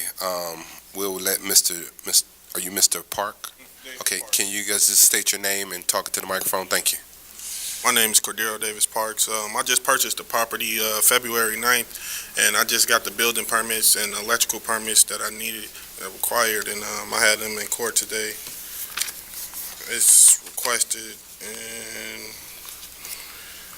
I'm working on the rehab myself, so. Okay, all right. So, if I may, Mrs. Attorney Cantor, if I may, the demolition order is really, as I understand, the beginning of the process, just getting the paperwork into the system. It does not mean demolition is imminent. No, that's correct. In fact, these would have to be bid, and that bid would be another date, and the owner of the property, Mr. Park, would receive another notice, and he would be able to attend the Board of Works hearing if he was interested in seeing what the bid was. The problem is we have a lot of people, and I've been doing this for a long time, a lot of people say, I'm going to fix it up. And then once they walk out of here, we never hear from them again. So this way, if the board enters the order, it is basically a figurative hammer over the person, it's figurative, not literal, hammer over the individual saying, okay, well, I know there's an order, and so if I choose not to do anything, then the city is able to move forward with the bidding, issuing of permits, terminating of power, IDEM notification if required, and demolition. Right, now, have you had this conversation have you all talked before today, or this your first conversation so that he understands? Do you understand basically what she's saying? Yeah, that if I don't get into care. Right, then so the board will be inclined to take the recommendation of the attorneys. However, we're not inclined to just rush for demolition if you are indeed making progress. And then, of course, Chris, from this, doesn't a rehab agreement may be warranted as well? Right, okay. And if the board wishes, they can enter an order demolition and stay it for a certain period of time for a status, but at least this way, should Okay. Mr. Park decide that it's more than he bargained for, he can still walk away and the city can still move forward. Right, so in general, when we enter, we will accept this recommendation, but we will be able to work with you and, like I said, to make sure there's progress. And we meet on a regular basis, so nothing will be slipped while you're not paying attention. We meet every 2 weeks, I believe, so we'll do that. Okay, thank you for coming. All right. I can leave or what? Yes. Yes, I do. So again, point of order from the attorney, we just approve each one as a demolition order. We can do a catch-all with all of the That's recommendations. fine too. I would just ask you to do that only because if there should be a question of an appeal, we don't have to go through the entire tape to find out what happened with the property. Okay, so you would ask me to do each one I would ask the board. collectively? Please. Okay, all right, so we'll wait till you're done. Okay. Okay. So, 30, and so in other words, we're going to wait till we're complete, and then you're going to enter, and you're going to approve all the orders, right? Right, is that? Is that what you want to do? Yes. Okay. All right. Chris tells me what to do, so I just listen. 3831 Alder Street, 3831 Alder. Is there someone here to speak? Yep. All right. Just to lay the groundwork for the board, 3831 Alder, the owner is listed as Amadeo Mendez. The photos show a multifamily boarded-up brick structure with falling bricks in certain spots. Many windows are open to the elements. The rear garage is also boarded with a rotting roof, and it is the city's position, building commissioner's position, to request that the order be affirmed. So, can we have your name, please? My name is Silvia Gomez. Sylvia Gomez, are you the owner? Yes. I am the representation for the Amadeo Mendez. Okay, you're here for Mr. I Mendez? understand. Just make sure that you can speak in this so Okay. they can hear you. Go ahead. If you can just state your name and then just feel free, relax. We're very casual, so go ahead and just state your name and Okay. tell us what you'd like to say. I am the interpretation for me and somebody speak Spanish, please. Yo hablo español. Okay. ¿Qué puedo ayudar? Okay. Ok, vengo en representación de Amadeo Méndez. She's coming representing the owner, Amadeo Mendez. Who are you? Pero ¿cuál fue su pregunta de? ¿Cuál es tu nombre? Oh, mi nombre es Silvia Gómez. Sí, Silva Gomez. Can you speak up a little bit? What's the relationship? ¿Cuál es la relación? Oh, es muy familiar mío. Es familiar mío. It's just family? Yeah. ¿De qué familia? Es mi tío. Okay, uncle. Yeah, we would have to entertain a rehab agreement with the property owner. So, Correct. Is your uncle, Mr. Mendez, says going to repair the house? Yes. Is he available? Is he here? A ver, que no le entiendo. Dice, está tu tío aquí hoy y va No, mi empieza tío, a hacer la reparación de mi tío está enfermo, no pudo venir, está muy enfermo, no se puede parar de la cama ahorita, pero la reparación sí la va a hacer, ya. Sí, está tengo al señor Solís, que es el contratista, que ya está preparando los... Yes. So they intend to do the repairs and the enter into rehab agreement. I'll need your information so that we can call and set up that rehab inspection for that property. So vos necesitas la información de tu tío para llamarlo y todo para poder entrar en hacer la inspección y hacer el agreement para rehabilitación de la propiedad. Okay. Okay. And then, go ahead. Make sure, Mr. President, that you understand that we're going to enter the order of demolition, but that you have an opportunity to have it rehabilitated. Vamos a entrar en la orden de demolición, pero tienes una oportunidad de arreglar la propiedad. Típicamente 90 días. Son 90 días que tiene para hacer la reparación de la propiedad. Okay. Sí, el representante, el que está, el señor Solís, ya está preparando los permisos para ya arreglar la casa. Okay. Ya sería para mañana mismo. Okay, excelente. Just give Okay. Mr. Portalatin your information or give it to Chris, right? Yes. Okay. You got Chris. So that was my, just 1 second, that was my same question what Kevin asked. So she said she does understand the process, and they do intend to take strides in that time frame. So you All mentioned a contractor that is licensed with us. Okay, thank you. All right. Can we have those pictures right on there? Sure. Yeah, thank you for that, Kevin. Okay, let's keep moving. Yes, 3923 Alder Rear. I believe Mr. Valenzuela's here. This is, El dueño the owner today of 3910 Euclid is also this is representing Amelia Mendez. So that is a property that he also owns. 3910 Euclid. Sylvia Gomez present. It's on the back Okay. backside first. Mm-hmm.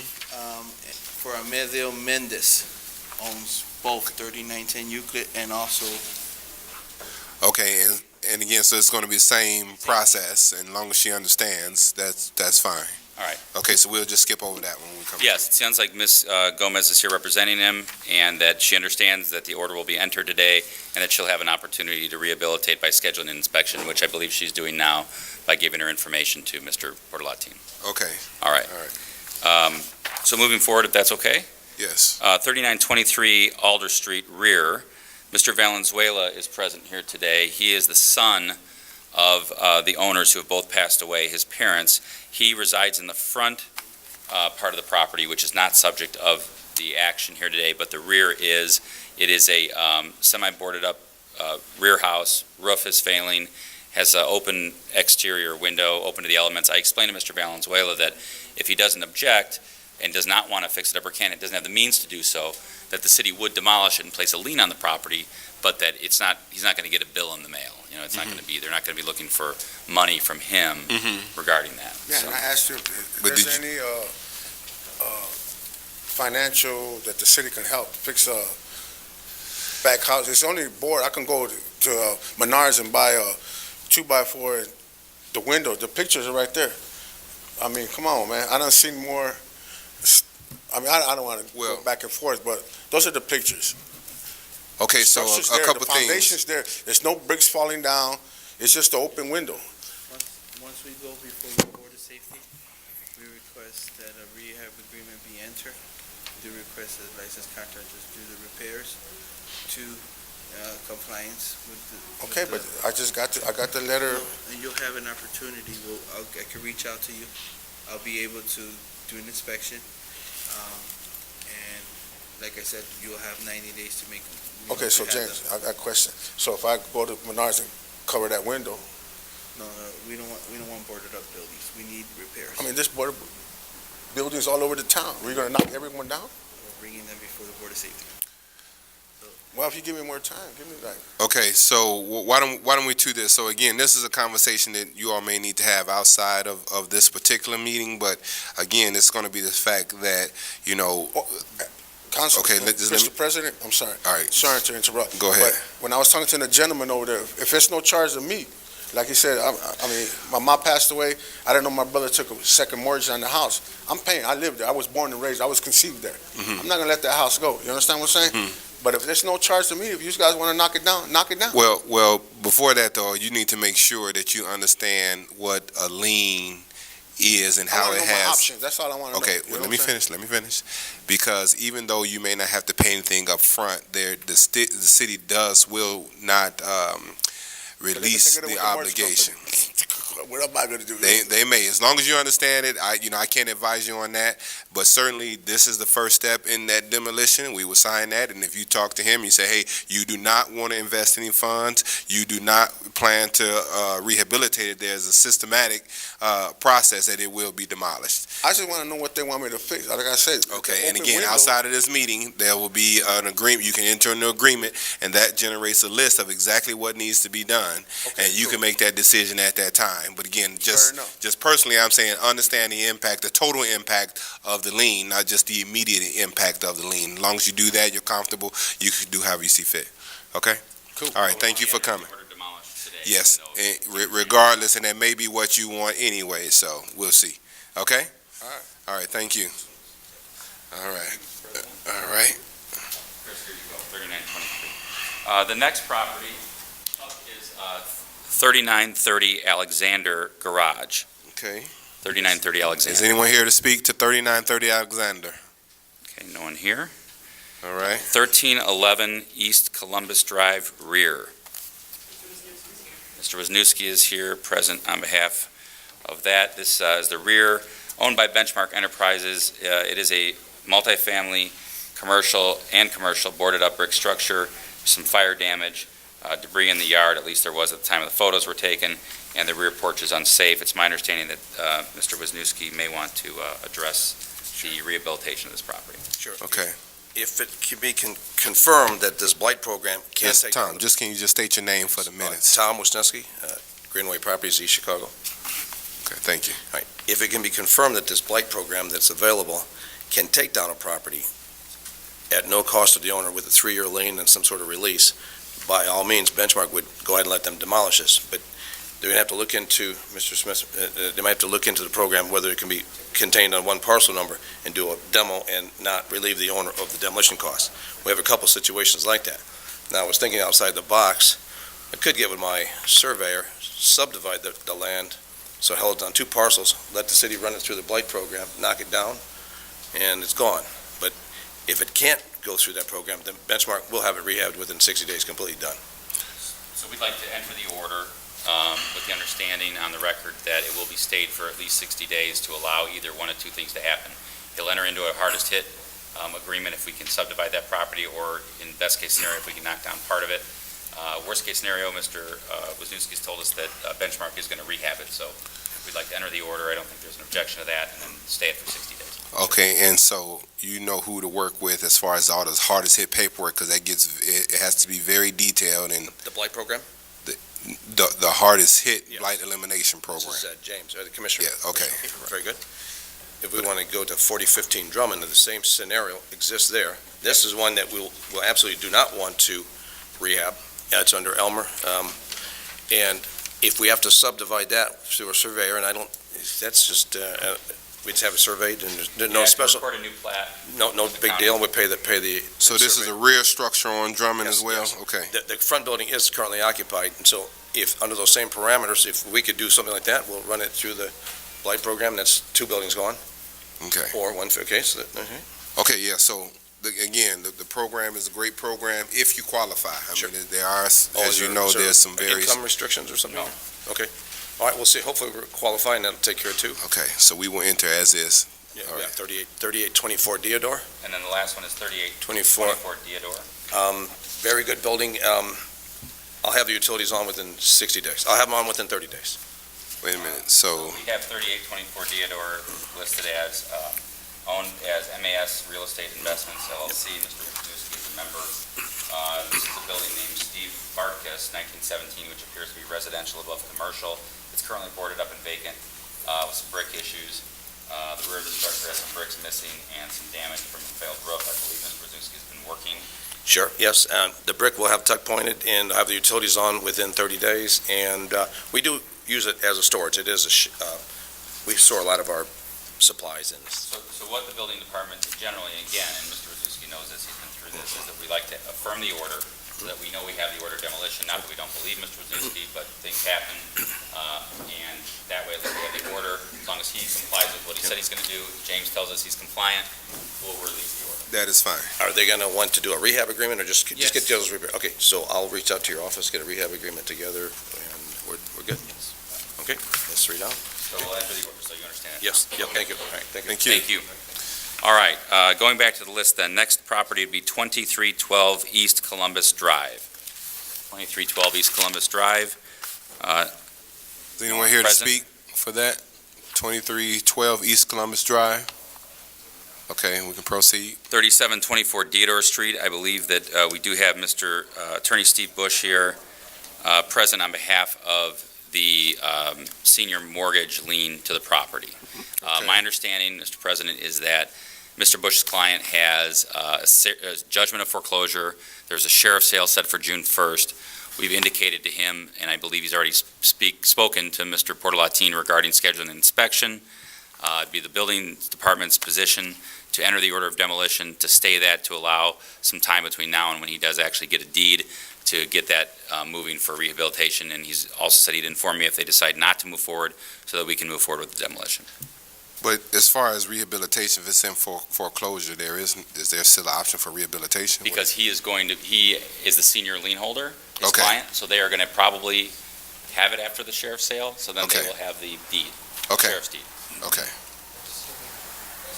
Okay, Kevin and I spoke earlier, that's accurate. We would ask that my understanding is the demolition order will be entered, that it be stayed. I would ask that it be stayed past the June 1 sheriff's sale date. And assuming that my client ends up with the property back, we would go forward with the rehab agreement. If somebody else buys it, I guess we're Let me know. Out of And you have to let them know that the demolition order is in effect. You have to Okay. give them a copy of it. okay. okay, thank you. Thanks. Okay, yeah, we're good. Thanks, Steve. Thank you. Thanks, okay. Okay, Mr. President, next property is 4023 Deodore Street rear, 4023 Deodore rear. is there someone to speak for that? 4023 Deodore? No one? All right. 3810 Drummond. Mr. President, 3810 Drummond, the owner is listed as Delgado. Photos show a single-family brick residence with broken windows, a failing porch, front and rear, and a hole in the roof, and debris is in the yard. We have photos to show Are you Mr. Delgado? My daughter. Your daughter? Oh, it's Mrs. Delgado. Okay, is this the property? Yeah. Okay, this is how it looks? Yeah. All right, hold on, I just need to make sure the board sees the photo.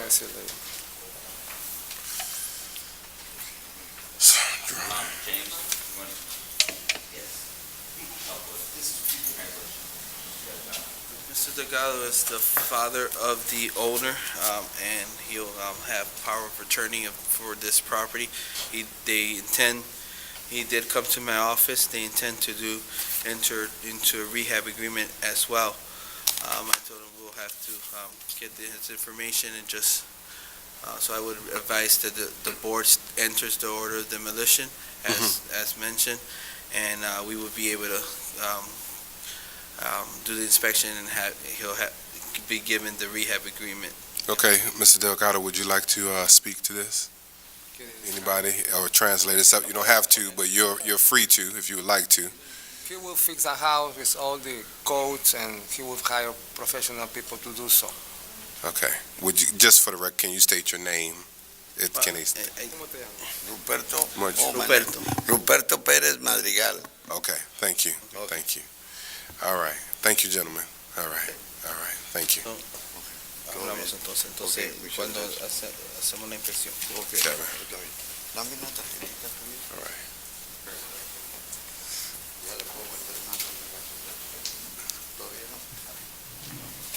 All right, Mr. President, the next property is 3826 Drummond, 3826 Drummond Street. Is someone to speak to 3826 Drummond? Just to lay out the city's position on 3826 Drummond, the owner is listed as Chacon. Photos show a two-story frame house with a broken window and siding falling off the side. The roof appears to be missing a gable. Mr. Chacon, is that you, Mr. Chacon? Yes. Okay, is this in fact the property we're talking about? Yes, sir. All right, I'm going to show that to the board.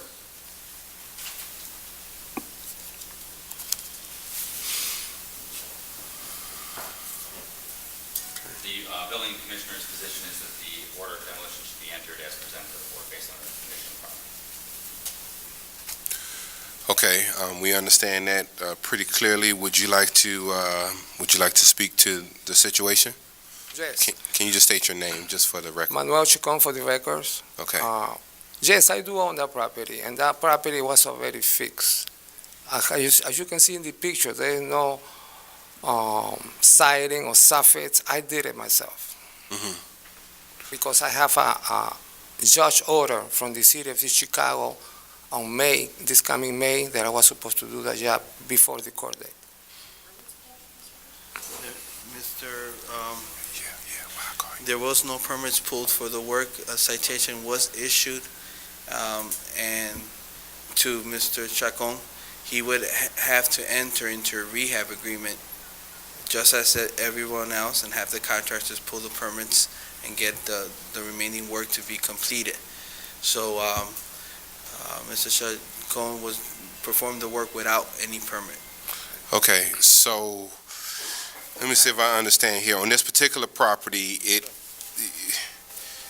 he's saying there was another order of demolition that in May? He had gotten citations for the property. Citations for problems, okay. Before the court. The city, okay, City okay. court. Right, I get it. Now the property is before the Board of Safety.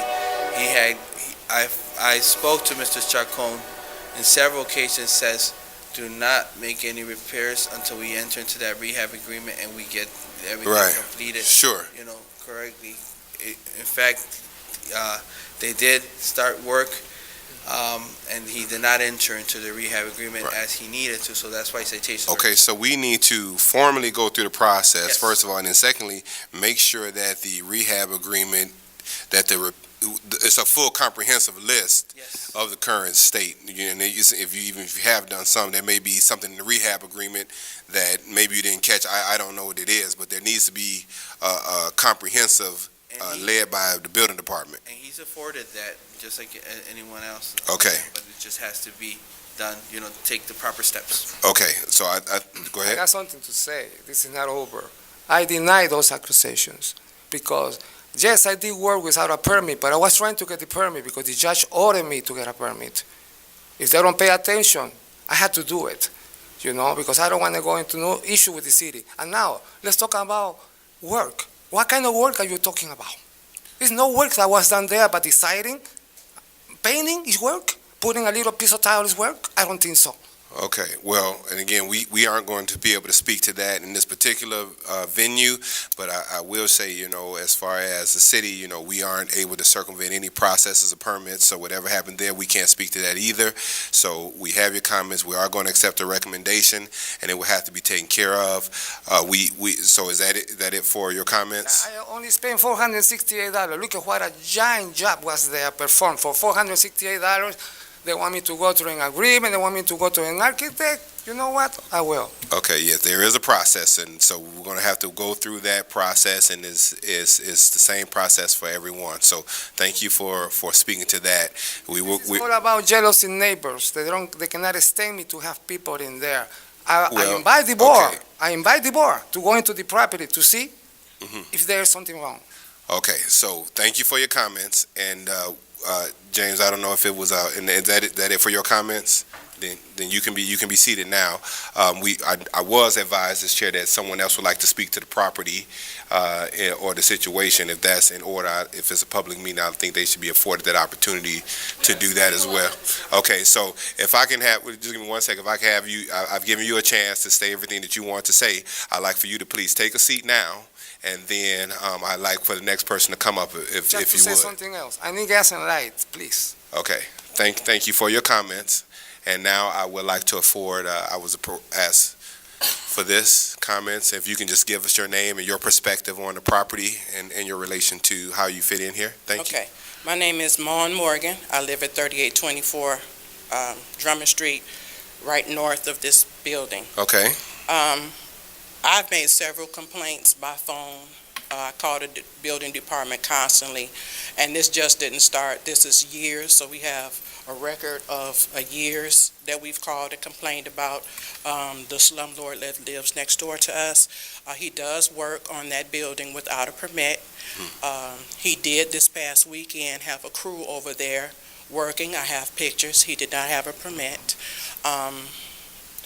When he rents the property out, we have to deal with the people that he rents to, and he is not a pleasant neighbor at all. So it's been difficult the past 20-odd years that he's owned the building. Myself, I can't speak for the other neighbors on the other side. We've had a hard time with this man. Okay. So I did want to say that. Okay, well, we accept your comments and take them I under. also, this Sunday, when they did the work without the permit, I sent the pictures of the work that we saw on the outside to the building department so that they could see that the man was working without a permit. I've called several times before then that he was on the inside working without a permit. Okay. Thank you. Okay, thank you. Hold on one second. Well, let's just give me 1 second. Give me 1 second, okay? Don't interrupt. I think at this point that everyone has had an opportunity to speak to the actual issue, and there's a different space for you to meet whatever compliance you need to do. Your conversation needs to start with the building department. I think we have allowed you to speak to the issue at hand, and anything else may carry over into other issues. So I think we've heard enough for today. We will have subsequent meetings, and I think we need to just go ahead and move forward at this time. All right. And the request, of course, of the building commissioner is to affirm the order. Yes. All right. Okay. All right. Let's keep moving. 4017 Drummond Rear. 4017 Drummond Rear. And this is just on the rear building. The owner is listed as Eldridge. Photos show a brick structure that may have been a garage turned into a residence with broken windows and a missing set of stairs, and the bricks are starting to separate due to the condition of the property. The building commissioner's position is that we would request the order be affirmed. Yes. And okay. This is a rear structure. Mrs. Eldridge, the house in the front is actually a very nice house that she owns. It's just this rear structure. It needs to be demolished. She has signed over the hardest hit form. Trying to become a program partner with us. So we're in the process of seeing if that is an option for her, if she would qualify. Okay. And Mrs. Eldridge, I showed you those photos. That is the property that we're talking about. All right. Okay. And you have no objection to the order being entered today? No. All right. Okay. Mrs. Eldridge, would you care to speak to the matter, or? Eldridge, would you like to say anything to the board? Only thing I would like to say is... If you can state your name just for the record. Okay, the property is owned by James and Lillian Eldridge. It is a property that was left by his grandmother to him. Okay. At the present time, we're just still trying to work with the hardest hit program because he is in the hospital as we speak, and we are building up medical bills, and it's not something that we can afford. Sure. Okay. Okay. Well, we thank you for coming out. It's in the process, and we'll just we'll walk through the process. Okay. Okay. Thank you. All right. All right. The next property on the list is 4215 Drummond Street. 4215 Drummond. Anybody here to speak to that property? No one appears. We can keep moving. Next property, 3718 Elm. 3718 Elm, front and rear. Nobody? No one? No one appears. Okay. 3919 Elm Street, house and garage. 3919 Elm. Okay. No one appears. 3912 Grace Street, rear. 3912 Grace Street. No one appears. 3731 Grand Boulevard. All right. 3731 Grand Boulevard, Mr. President, the city's position is the owner is listed as Wright, W-R-I-G-H-T. The photos show a brick two-story residence with the entire front porch and roof of the front porch missing. The windows are boarded up and brick is missing. There is a lot of debris piled up in the backyard, and the detached garage is also boarded up. Due to the condition of the property, the city's position is, the building commissioner's position is that the order be affirmed as presented. Okay. Would you care to speak to this property? Please state your name. My name is Garfield Wright, and I'm the owner of the property. I purchased the property and started the repairs. I pulled the permits and stuff like that. I already repaired the garage to the fullest. Complete blast, sandblast, top pointing and everything. The board that is on the window is just for security purpose, so they don't break in there, because that's where all my belongings are. The material on the floor is the roof of the porch, just so it doesn't fall and hurt anyone. I removed the roof, sit it in the backyard, because it was enough debris for a whole dumpster. And then the concrete slabs that's back there are the new slab that I ordered for the window ledges, because I'm changing all of them and putting in new windows, because they're real old-time windows, so I'm putting in brand new windows. So most of the material is already bought for the property. It's just the winter came, and I'm doing it all by myself, because I don't have no money to pay anybody to do it, and this is something I can do. So I just need more time to complete this whole property to make it look good. If I may, this property, we have issued permits to the property owner. They're expired, those permits. It's been a while that this property, he has been given ample opportunity and time to do this. He will now have to enter into a rehab agreement and have licensed contractors perform the work at the time allotted for the Board of Safety, because we have given him the opportunity to be able to do the repairs, and they just have not been done at the speed that we would like to see. And have you explained to Mr. Wright what licensed contractor? Yes. Okay, and that. They have to be licensed, so the permits that you have are expired, that you had are expired. They're not in effect as we now. It would have to be licensed. Well, I understand that, but I have to do the work myself. I'm not a licensed contractor, but I'm the homeowner, and I'm the one doing the repairs. The garage I've started, which I think I've done a fine job on the garage. The rest of repairs is mostly windows and tuck pointing of the brick. Okay, I tell you what, why don't we do this? Again, we're going to enter the order just as Attorney Cantor mentioned, to kind of to start an official time clock on this. If the building department's under the feeling or under the opinion that they have given you plenty of time, we have to start a time clock to see the progress.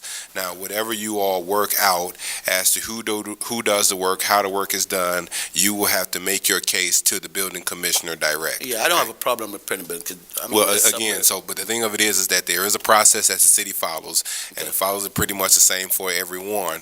Now, but there are circumstances that make sense for all.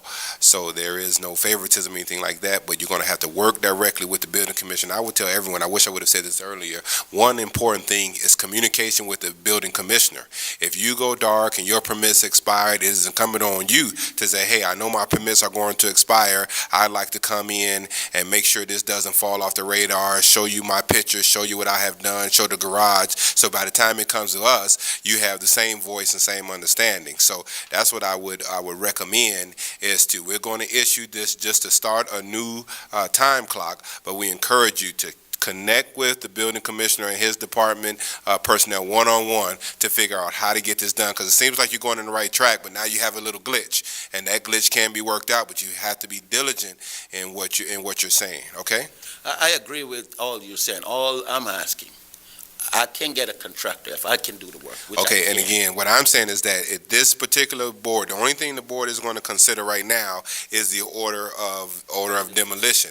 Now, how you get to your next stage is not going to come through this board. It's going to come by recommendation from the building commissioner. Okay. So you've got to make your case to him to whatever you see fit so that he can make a recommendation for us. The only thing before us today, and I hear you out, and I appreciate you saying that, but you've got to sing to that choir and get him to understand where where you're coming from and what needs to happen, and he will advise us what he thinks is best. Okay. Is that fair? That's fine. All right. Anything else? Okay. Thank you, Mr. President. All right. Let us keep moving. Yes, sir. We are now on 4301 Magoon. No one appears. Where? I'm sorry, on the backside? I think we just did 3731 Okay, Grand. I'm with you. I'm with you. All right. Okay. 4301 Magoon, no one appears. Okay. 4308 Magoon. No one appears. 5029 Magoon. 5029 Magoon. 5029 Magoon, Mr. President, there are owners here. This is listed as MAS Real Estate Investments LLC. Of course, that Mr. Wisniewski, I believe, has an interest in that. I don't see him here any longer. The photos show a two-story frame house with no siding. It's weatherboarded and a falling porch. Windows are open to the elements. So could you come on up, state your name? Vitia Cervantes. So, Ms. Cervantes, are you the owner of the property? All right, do you have like a contract with Yeah, we Mr. have Wisniewski? Like a sales contract, purchase agreement? Okay, so again, I just want to know who's the owner because Tom showed up for this as one of the members of the LLC. No, he didn't talk on this one. He did not speak on this Well, one. the company I'm saying. I just want to make sure we're talking to the owner.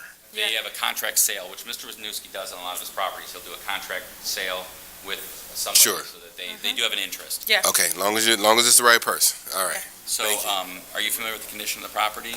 Yes. All right, and you know the city's position that we'd like to enter the order of demolition? Okay, do you want to speak to what your plans are, or do you have an objection to the demolition? Yeah, we don't want the house to get demolished. What we have been doing, we've been buying like the materials. So inside of the house, there's like materials for what we're gonna get done. So we just need like time. We had already gotten the permits, but we didn't get to finish what we didn't get to work on it.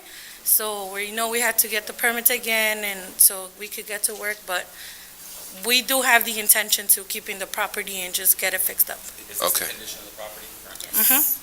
It is another property that the work has not been, wasn't completed with the permits that were issued. We're wanting them to enter, if they're into rehab, start the timeline, demo order. They'll have to get licensed contractors to perform the work and proceed with that. Right, so this is the same exact thing, this is the process, but now there is a time, it's time to find, so you have to just be a little bit more diligent. So we appreciate you coming out. Any more comments? I mean, we wouldn't want to have the demolition order on it, but if you guys can't do anything on it, we'll just go with it, I guess. Right, okay, thank you. Anything else? Okay, thank you for coming out. Thank you. All right. 3829 McCook is the next property, 3829 McCook. Mr. President, 3829 McCook, the owner is listed as Sanders. The photos show a two-story frame residential structure with a large hole in the roof and missing siding. The garage has a failing roof and boarded-up windows, and there's a lot of debris in the yard. Ma'am, are you one of the owners? Ms. Sanders? Are you one of the owners? All right, is this the condition of the property? It is? All right, I'm going to present that to the board.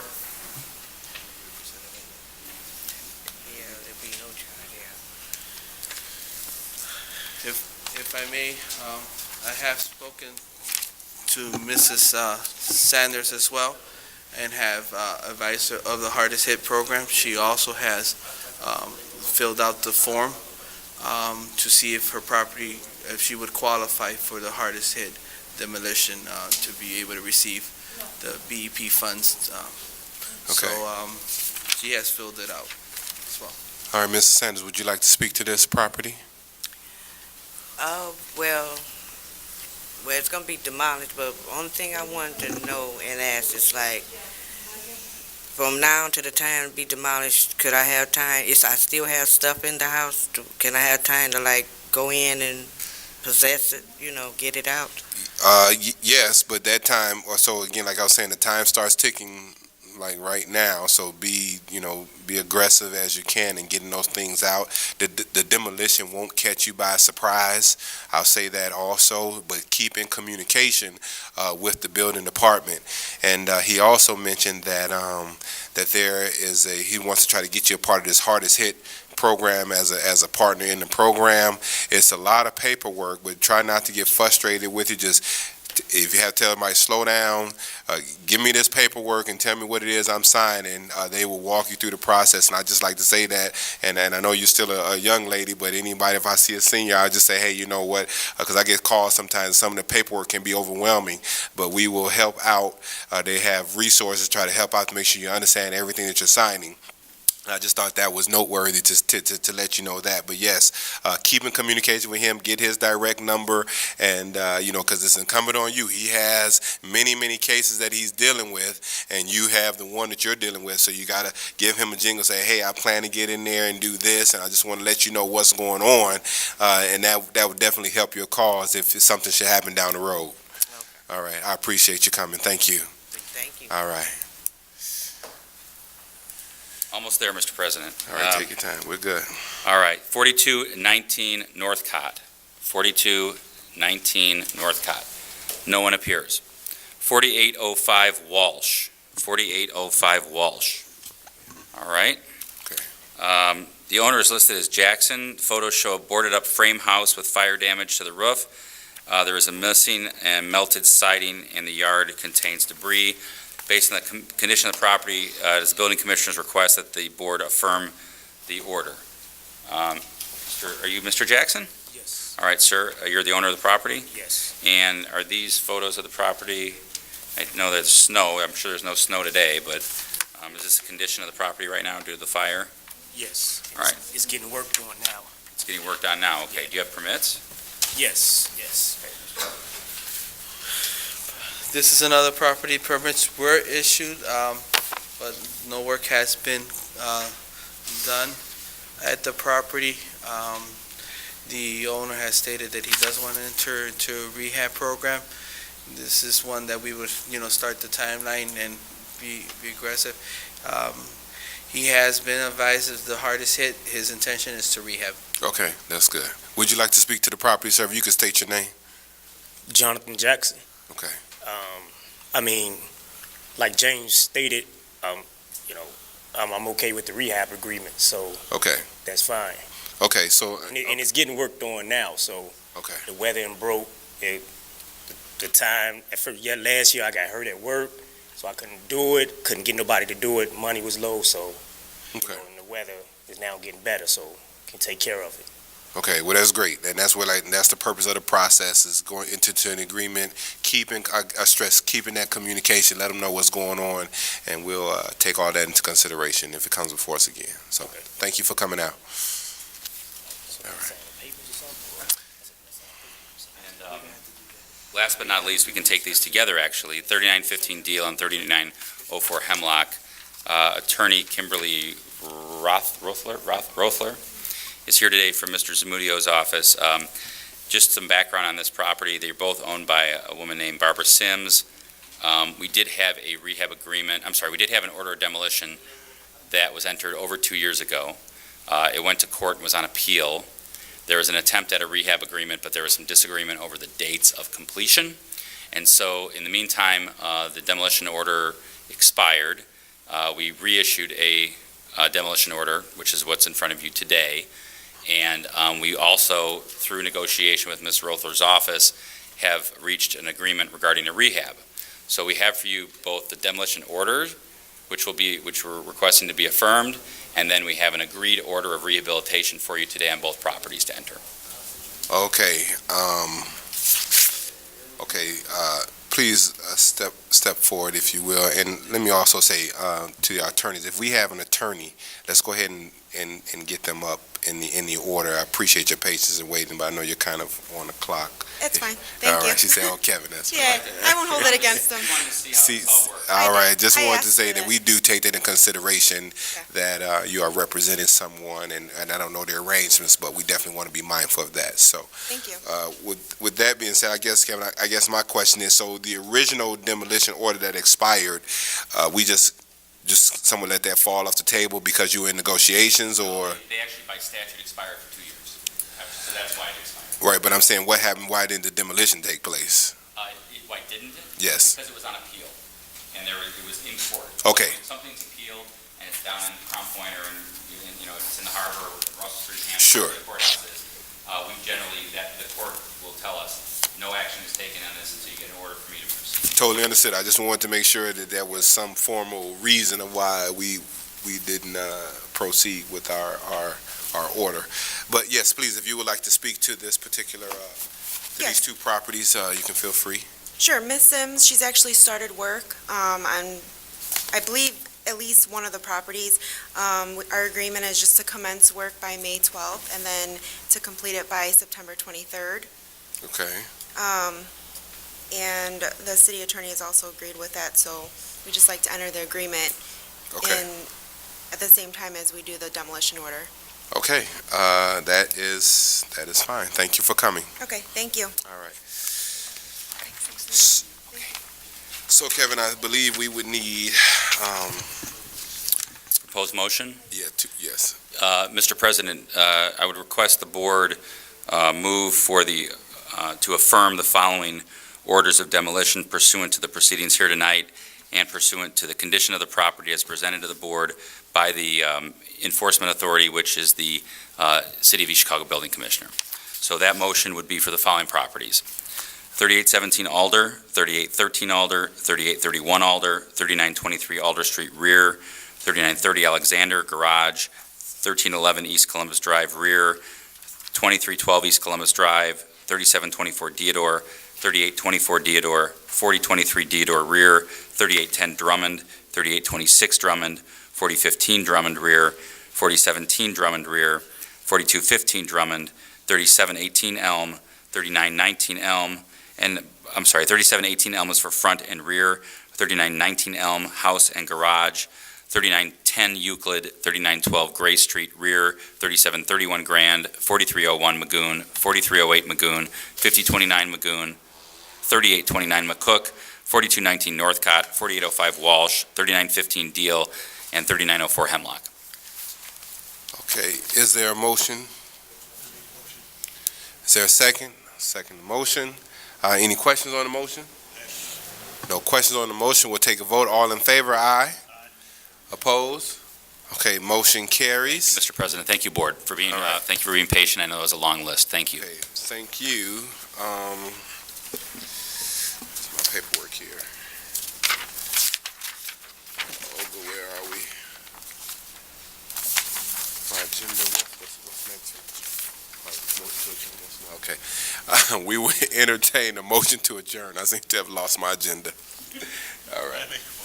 All right. I'll second the motion. All in favor, aye? Aye. Okay, opposed? Motion carried. Meeting is adjourned. Thank you. Thank you. All right. Good to see you. Good seeing you. It's the heat that